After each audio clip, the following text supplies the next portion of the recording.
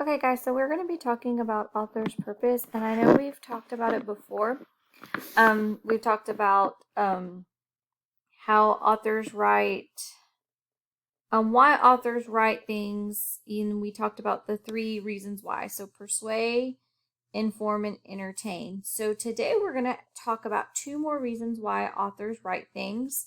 These 2 actually kind of go more with informational text. So we're going to go review over the 3 that we have learned, and then we're going to introduce the 2 new ones. So you will need the handout. I know I didn't label the days of the week on the handouts. You will need the handout that says author's purpose at the top, and it has it has 5 rows on there with 3 columns.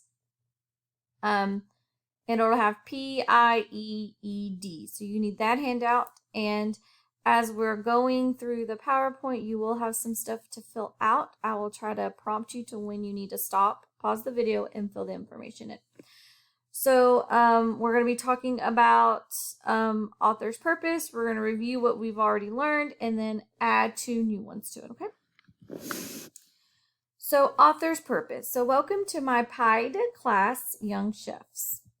Today I will share my 5 delectable flavors of author's purpose pie. So remember, guys, when we first learned about author's purpose, we have persuade, inform, and entertain. And those 3 spell, if you take the first letter of each of those words, it spells the word pie. So we reference author's purpose to pie.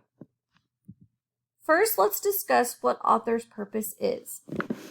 It's the reason an author writes something, like a story, a book, a magazine article. Okay, so it's the reasons why they're writing.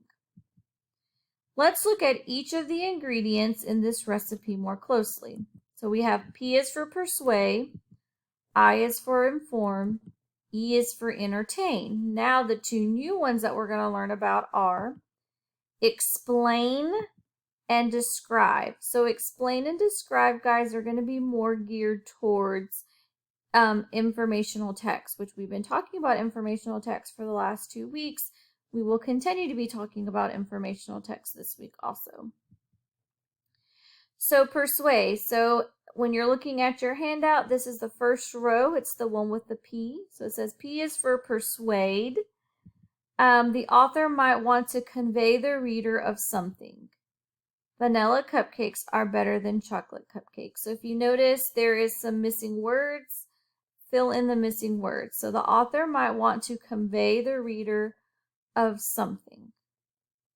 Okay, so fill in the words that are missing on your handout. Persuade. Advertisements are persuasive.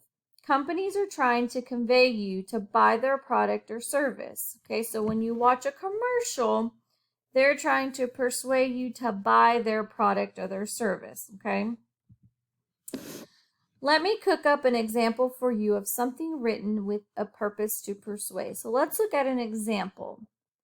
Children in elementary school should participate in a PE class every day for several reasons. First, many children today go home after school and play video games or watch TV. Physical education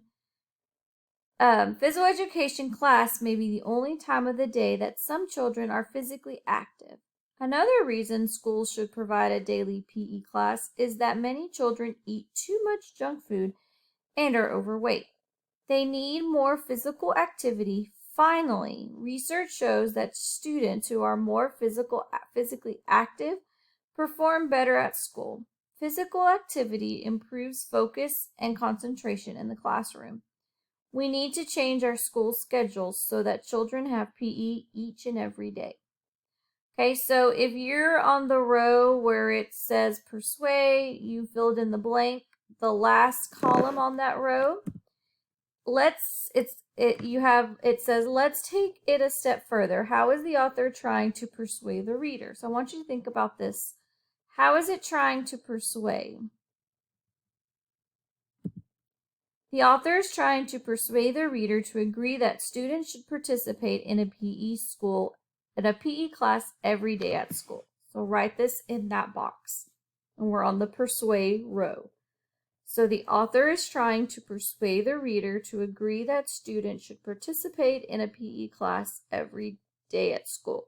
So the whole article that we just read was about PE and the different reasons why it is good for students to have physical education class. So it's trying to get their reader to agree with them. Okay, so if you need to pause, you may pause the video and write this down. Okay. So our next purpose is, the author's purpose might be to inform, and this is part of informational text, to inform, which is the author might want to give the reader some facts and information about a topic. So we just filled out the row with persuade. This is the row where it says I for inform. Read the definition and fill in the missing words that are missing. So the author might want to give the reader some facts and information about a topic. Okay, so this really has to do with informational text. So you may pause the video to write the words that are missing. Textbooks and most nonfiction books are written to inform. Okay, so like textbooks, like in science, guys, social studies, the studies weekly articles I send home, social science, the information we read over, that's nonfiction. That's nonfiction stuff. Okay, nonfiction books you find, all of those are written to inform you. So let's look at the example. Doctors are well educated. They attend school and receive special training for many years before becoming a licensed physician. Students hoping to become a doctor begin by going to college for 4 years. They must earn a 4-year degree, and they usually focus on area of science. During their last year of college, they apply for medical school. Only about half of the students who apply for medical school get accepted. Medical school lasts 4 years. During the first 2 years, students spend most of their time in classrooms and laboratories. During the last 2 years, students also work with physicians and watch them care for patients. Once medical school is completed, potential doctors complete a 1-year residency program. Residents receive on-the-job training as they work full-time and get paid for the first time. Following the residency program, potential doctors complete an internship in this area they hope to specialize. Internships vary in length, depending on the area of specialty. A person who intends to be a family doctor is typically an intern for 2 or 3 years, while a person who strives to be a surgeon interns for 5 years or more. The final requirement to becoming a doctor is passing 1 or more exams to become fully licensed. Clearly, doctors are dedicated, well-educated professionals. Okay, so let's think about what type of information were they trying to tell us. Okay, so you're on the row where it says inform. This is the last column. Let's take it a step further. How is the author trying to inform the reader? So this is what you're needing to write down. The author is giving information about the excessive education doctors receive before they are allowed to become doctors. Okay, so they're giving them that information that they need. Okay, so if you need to pause the video to write this, you may. Okay. This is the next row on your handout is E for entertain. So the author's purpose might be to entertain. And guys, this is more for fiction stories. The author might want to write a story that the reader will enjoy reading. So look at the column where it has some of the words missing and fill in what you need. So the author might want to write a story that the reader will enjoy reading. If you need to pause the video, you may. Entertain. Fiction books are usually written to entertain. So any type of fiction story, passage, text is for entertain. So let's look at an example of entertain. Brayden was feeling excited and nervous at the same time. He was heading to summer camp for the first time in his life. His cousin, Michael, had to go to camp last summer and had talked about it all year long. Braden had been begging his parents to let him go to camp this summer ever since Christmas. Braden had told his parents that all he wanted for Christmas was to go to summer camp. What parent could say no to that wish? As they walked towards the camp entrance, Braden realized his mother was talking to him. Now, Braden, remember to shower and wear deodorant every day. She was saying, Mom, shh, someone might hear you, hissed Braden. Okay. So this is the last row. This is the last column on that row. Let's take it a step further. How is the author trying to entertain the reader? The author is trying to entertain the reader by telling a story about a boy who was attending summer camp. So we're not just saying that this was a piece. So we're not just saying that the author was trying to entertain, but we're also telling how he was trying to entertain them. Okay, because we can't just say, oh, the story was for entertaining. We need to tell why was it entertaining. Okay. The next row is for explain. So this is one we haven't talked about, so pay close attention. The author's purpose might be to explain. The author might want to tell the reader how something works. Okay, so make sure you have filled out this information. Remember, you're only writing in the words that are missing. Explain, or the author might want to tell the reader how to do something. Okay, so it's either the author might want to tell the reader how something works or how to do something. Okay, I must admit this one is my favorite. I write recipes all the time to explain how to make things. Here is an example of something written with the purpose to explain. Have you ever wanted to study your own fingerprints? Here's what you need to do. First, get your supplies. You will need a pencil, an index card, and clear tape. Now, you are ready to begin. Use a soft pencil to color a square patch on a piece of paper about the size of your finger. Rub your finger in the graphite on the paper, also rocking it side to side. Next, take a small piece of tape and wrap it around your fingerprint. Finally, remove the tape from your finger and tape it to an index card. Now you can see your fingerprint. Okay. So let's think about what the author is explaining.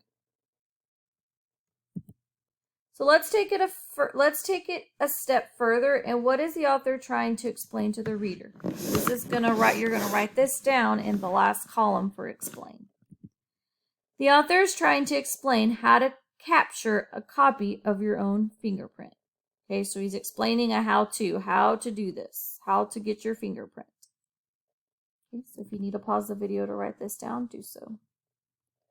Okay, and the last one we're going to talk about is the author's purpose might be to describe. This is the last row on your worksheet where it says D for describe. You'll need to find the words that are missing. The author might want to help the reader see or experience a person, place, or thing.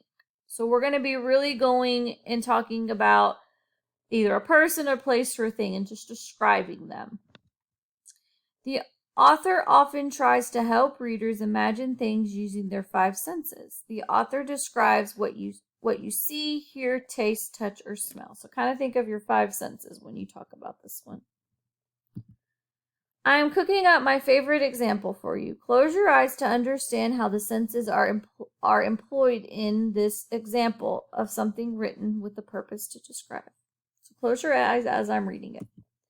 The heavenly aroma of chocolate chip cookies fresh out of the oven is like no other smell in the world. As I sink my teeth into the soft center, warm chocolate oozes into my tongue. Its sweet taste tenderizes my taste buds. The sight of chocolate chip cookies make my heart beat faster in anticipation. If I could eat a chocolate chip cookie each day of my life, I would be one very happy kid. Okay, so you're going to fill the last column out. Let's take it a step further. What is the author trying to describe to the reader? The author is trying to describe the experience of biting into a chocolate chip cookie that has just been taken out of the oven. Okay, so he's describing what it taste like. Okay. So we're going to stop right here because tomorrow, if you notice, you have another handout with author's purpose. That one's going to be for tomorrow. We are going to be looking at some examples and trying to figure out what the purpose is. So let's go back and talk about the reasons why an author will write something. So let me go back to that slide. So we have persuade, inform, entertain, explain, and describe. And explain and describe are our new ones. So if the author is explaining something, they're usually telling you how something works or how to do something, and describe, the author's describing by using their 5 senses. Either they're describing a person, a place, or a thing. All right, guys, make sure you take a picture of your handout to send to me so I can see your work.